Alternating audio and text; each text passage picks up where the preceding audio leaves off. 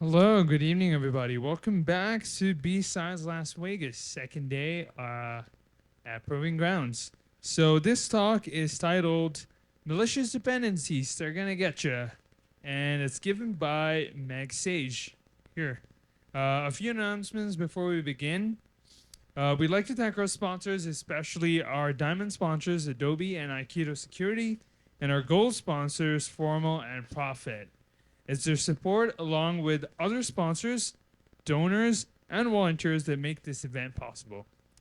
These talks are being streamed live, and as a courtesy to our speakers and audience, we ask that you check to make sure your cell phones are set to silent. So if you already haven't, this is exactly the time to take up your phones and check if they're set to silent. If you have a question, you'll be using the audience mic that I'm holding right now to ask a question so that YouTube can hear it. You just have to raise your hand and I'll bring the mic to you. As a reminder, the B-Sides Las Vegas photo policy prohibits taking pictures without the explicit permission of anyone in frame, so I would ask you guys to refrain taking any pictures during the talk. These talks are all being recorded and will be available on YouTube in the future. And I will also advise please move forward if you're interested, because you just get to hear better. And with that, let's get started. Please welcome our speaker.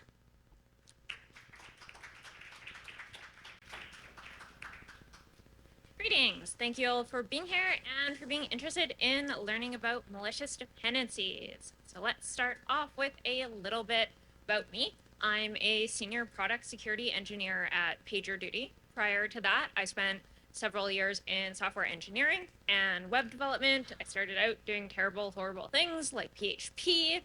My hobbies and interests include cosplay and houseplants, and I love sharing knowledge and terrifying people with scary security stories. So let's get going. Right, so first off, if you're only going to remember two things about this whole talk, those are them there. So that is that malicious dependencies have become an increasingly common threat, and defending against them is complicated. So those are the 2 points that I'm going to be trying to get across throughout this talk. Now, what are malicious dependencies? So first, let's differentiate those from vulnerable dependencies. So vulnerable dependency is one that has a unintentional flaw or weakness in it that attackers can then exploit to cause harm.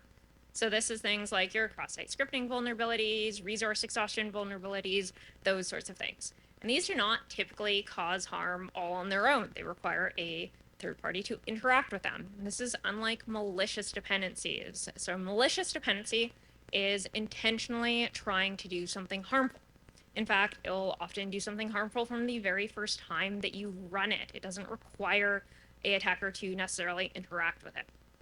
So malicious dependencies are the ones that we are going to be focusing on here today. Now, where do we find malicious dependencies? Where do these things live? Well, they are typically found in the public package repository for basically any popular programming language. NPM and PyPy are the ones we hear about the most, but at one point in time or another, they've basically been found in any of them. They can also be found in Git repositories or operating system package repositories, such as those for Mac or Linux. Now, what sorts of things do they do? What kind of evil things do malicious dependencies do? Well, they do lots of different things. They might mine crypto. They might be ransomware. They may do a variety of things. So they may install a backdoor and then do system recon and then exfiltrate data. Or they may do very destructive things. They might start deleting directories, or they may just completely disable a system. Another important thing about malicious dependencies is that they often target developers. They're not particularly interested in production systems necessarily. They're after your developers and the juicy data that they have on their systems, things like API keys, credentials to cloud environments, databases, maybe some encryption keys. And these are also often stored in environment variables on developer machines. So here is a sample of a malicious JavaScript dependency. What this does is it just grabs the environment variables and sends it off to a URL. So that's it. That's all you need to steal whatever is in the environment variables, like your API keys and whatnot, that you probably don't want being stolen. Now, what else do they do? Well, malicious dependencies often try to hide their behavior. They'll use various different kinds of techniques. So they may download secondary payloads that actually have the malicious code in them, or they may use quite complex obfuscation techniques, like steganography using invisible Unicode characters. That was actually observed earlier this year. They may also do just boring things like base64 encoding. Another thing that they do is often the malicious dependency or library will also have a lot of useful code in it. So it makes it a lot harder to see that it's malicious when it's hidden amongst a whole bunch of mundane code that actually does useful things. They may also be hidden as subdependencies of other packages. So you're not necessarily going to see them when you're installing a package and it is a subdependency of that one. Now, how big is the problem of malicious dependencies? And the answer is big, and it keeps getting bigger. So Sonatype has been tracking malicious packages and publishing data on it, and this is the total number that they had found by the end of 2024. In 2023, they found 156,000 malicious packages in that year. 2024, 459,000 in that year alone. So big increase. It is important to note that Sonatype does sell a product that protects against malicious dependencies, so certainly take their data with a grain of salt. Regardless, we can definitely conclude that it is becoming a big threat, though. Now that we have a little bit of background on this, I'm going to talk about the different kinds of tactics that attackers use to try to get malicious dependencies into your systems or your applications. The first group of these are tactics that generally apply when you are adding a new dependency. First is typosquatting. This is by far the most common. This is basically where attackers publish malicious packages with names that are similar to legitimate ones, and they're kind of just hoping that you will type the name wrong or you'll misremember the name and install their malicious package by mistake. This has become quite a problematic threat. Last year, just one example, is a attack PyPy suffered where over the course of 10 hours, 566 typo-squatted malicious packages were published. And they halted user signups while they were dealing with this and pulling them all down. And on the slide there, you can see the various different examples of the typo-squatted names that were supposed to be for the Pillow image processing library. So it's quite an array of different typos. Now the next one is Trojan packages. This is also called masquerading. This is where attackers publish packages that actually do something useful. They might be a parsing utility, they might be a utility for interacting with an API or crypto, and they're going to do everything that they say they're going to do. They're going to be a helpful, useful utility, but they also have hidden malicious features that you really don't want when you're, using API keys or dealing with crypto. And the last one in this group is AI package hallucinations. So this, we all know, LLMs make stuff up. They also make up package names. So basically in their code suggestions, occasionally they will suggest package names that don't exist. And they'll actually tend to suggest the same non-existent package names multiple times. And attackers will figure out what these package names that they are suggesting are, and then publish a malicious package with that name.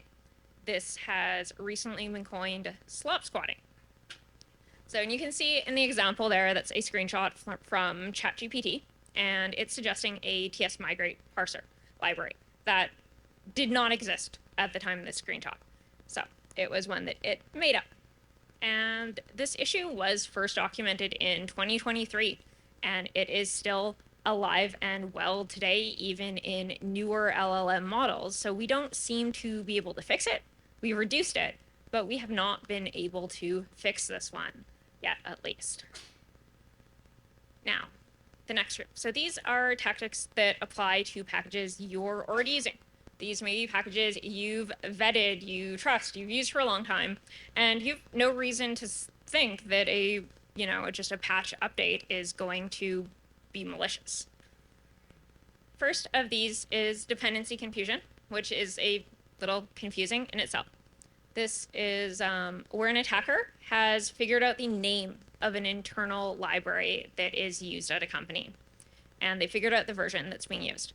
And what they do is they will then publish a malicious package that has the same name, probably completely different code, but that doesn't matter. It has the same name, and it's typically a newer version, and they publish that to the corresponding public repo.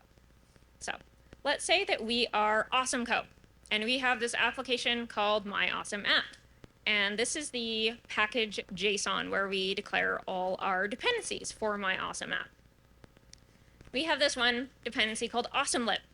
It's an internal dependency. We use it here at Awesome Co for talking to our other awesome apps. It's hosted on our internal resource. And we're currently using version 1.0.0, but our package JSON is set up to accept version 1.0.x. Now, normally when we're installing or updating our dependencies, we're expecting to grab AwesomeLib 1.0.0. We're expecting that to come from our private internal repository that's hosted on a corporate domain. However, an attacker has figured out AwesomeLib, and they have published a package called AwesomeLib, and it is version 1.0.1. So it's a newer version, and it's published on NPM. And depending on how you've configured your dependency resolution when you're installing or updating packages, your tooling may go and grab that malicious AwesomeLib from NPM simply because it's a newer version. It doesn't care that the code is completely different. It's just interested in the name. The name of the package is the same, and the version's newer, so it's going to grab that. However, this one is fairly easy to defend against because when you are using internal or private dependencies, you can specify that they only resolve from your private source and that they should never be pulled from the public repositories. Right.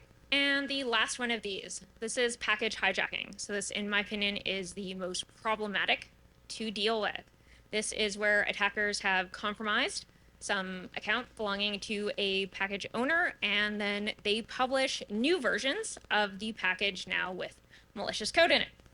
So this is typically going to be package repository accounts or GitHub accounts that are compromised.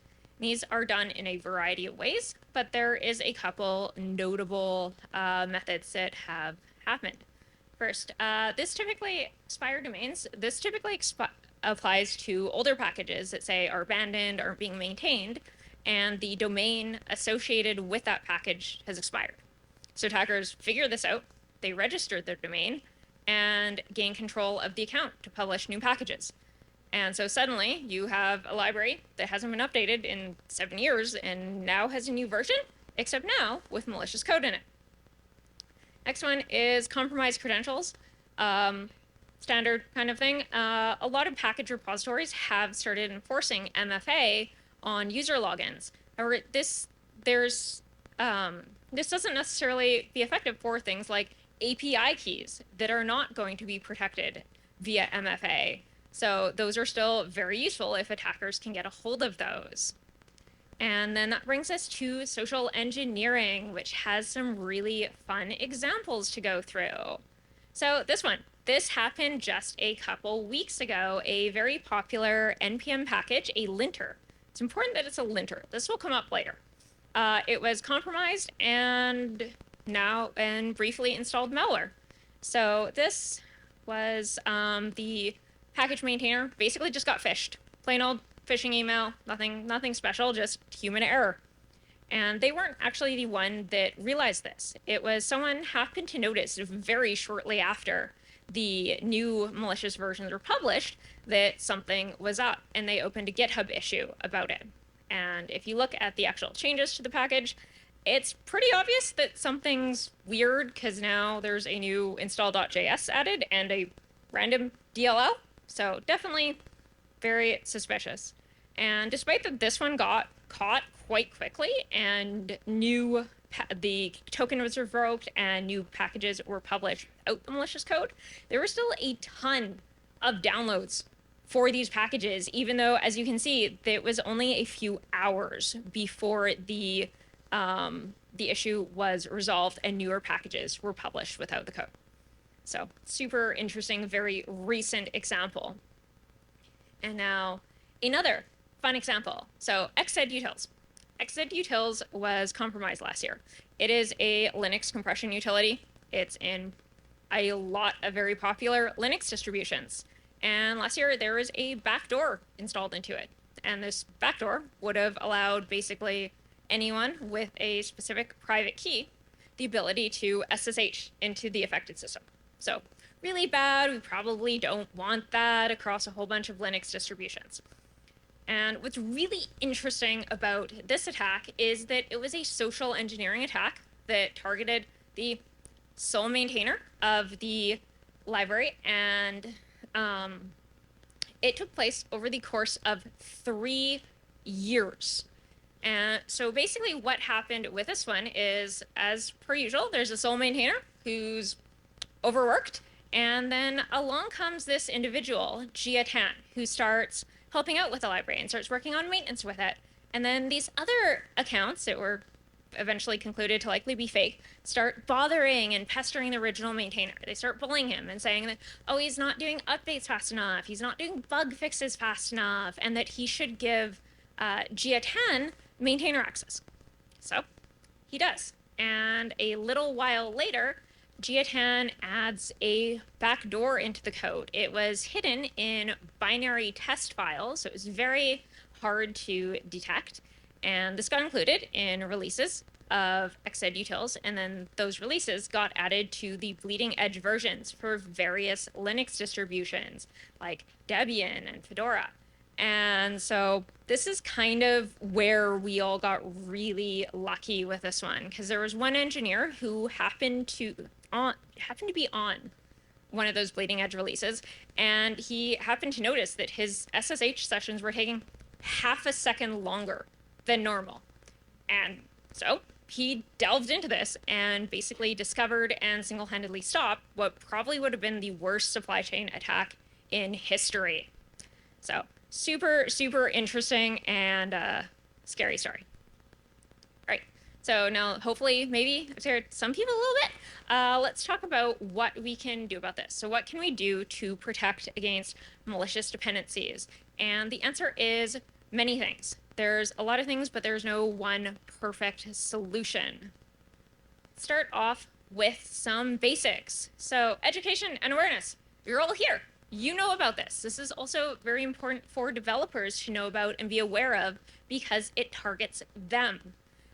There are some general precautions that can be taken. You can double check package names when you're installing packages. You can check package health. You can look at the history of a package or repository. You can scan the package code for anything malicious. However, these are not necessarily always going to be effective because, of course, there is human error. Scanners are not necessarily going to be able to pick up well-obfuscated code. And also, the malicious dependency may be a subdependency of what you're reviewing, so you're not going to look at it. And lastly, looking at the repository or package health or history is not necessarily going to be reliable because attackers will often, or some attackers, will go to great lengths to make their projects look more legitimate. So they might have fake community interactions. They will have fake downloads, may fake various things like forks, etc., to make it look more legitimate and make it look like it's not going to cause you any harm when it really, really is. Now, another thing I have heard and read is that, well, people think that they have a software composition analysis tool, an SCA tool, and they think that that's going to protect them from malicious dependencies. And the answer is not really. They're not particularly good for that. So SCA tools are commonly used to scan for vulnerable dependencies. So they're typically looking for things with CVEs, with GitHub security advisories. They're only going to be able to find things that they know about, that are in their databases. So only going to be able to detect known malicious dependencies. The other main issue with SCA tools is in how they are used. So in order for them to protect against a malicious dependency, you need to run them before you run that dependency. So coming back to the linters, let's say I am a engineer and I have a linting tool, like that one that was just compromised. And linting tools are basically just spell check for your code. They're very common to run locally during development. And so if I'm running that linter and it's malicious, it's going to compromise my system. And typically, developers are probably not going to be running security scans like SCA tools before they're running linters, assuming they even run SCA tools at all on their local development environments. The other issue with SCA tools that's related to that is in CI/CD pipelines. So again, in order for them to protect a CI/CD pipeline, they need to be run first. So here is a sample, and you can see all these different steps where you have build steps, you have unit tests, you have integration tests, and all of these things. And these security scans, which usually include SCA scans, are later. So, or maybe they're in parallel, but they're not going to be in time to protect your CI/CD either. And one last thing about SCA tools is that depending on the tool, some of them don't scan dev dependencies by default. Dev dependencies are anything that is not included in the production release of your application. So that, again, is things like linters, unit test frameworks, build tools. So if your tool doesn't scan those by default, which admittedly a lot of SCA tools don't because it'd be noisy, it's also never going to be able to detect a malicious dependency that's in your dev dependencies, even if you did run it in time. So I have said a lot of negative things about SCA tools, but they are still important and useful tools, and you should still use them. They're just not particularly great for defending against malicious dependencies. Now, what else can we do? So another option is EDR, endpoint detection and response, which is basically just fancy modern antivirus that runs on your computer. So these are great for detecting known threats or say things that are interacting with known malicious domains. They can detect some unknown threats based on behavior as well. So that's going to work well for things that have really known unique behavior like ransomware. But it's not necessarily going to be very effective for things that are stealthy, that are trying to hide. So this might be things that are, say, exfiltrating your environment variables and API keys and then blending it in with web traffic. Another one is private package repositories. So this is where you have your own internal package repository for things like dependencies that are, say, in the public ones, so like PyPy or NPM. These allow for a lot of control. So you can control exactly what goes into them. So you can make sure it's only approved dependencies. You can make sure it's only approved versions. And you can restrict your developers to only download dependencies from these and never from the public ones. However, maintaining all that is going to be a lot of work. And it does really come down to how you configure these, how useful they're going to be. Because you can also configure them to just be a straight mirror of the public repository. So then it's just going to mirror all the malicious packages too. And the last one. So these are sort of a newer group of tools, and they haven't really found a common name for them. But basically what they do is they're a type of firewall, and they will block malicious packages from actually being downloaded. And how these work is that the companies that have these applications, they monitor the public repositories. They'll look for updates or new packages being published, and they will review them. They'll scan them for malicious behavior or look for anything that is malicious or suspicious and flag them. So if you're using their tool, then it will be able to block that malicious dependency from even being downloaded. I have never used these, so I don't know how good they are, how effective they are, but they are definitely a thing that is out there. And this list was not exhaustive. I only had so much time, so those were just a few suggestions that you can do.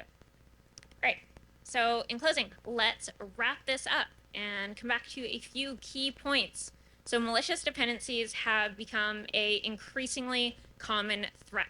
They tend to target developers and the scrumptious data that they have on their systems. There are many different tactics that that attackers use to try to get malicious dependencies into your systems and applications. And there are many different options for defending against them. However, there is no one perfect solution. So as always, it's important to take a layered approach to security. So with that, thank you for your time, and I hope you learned something.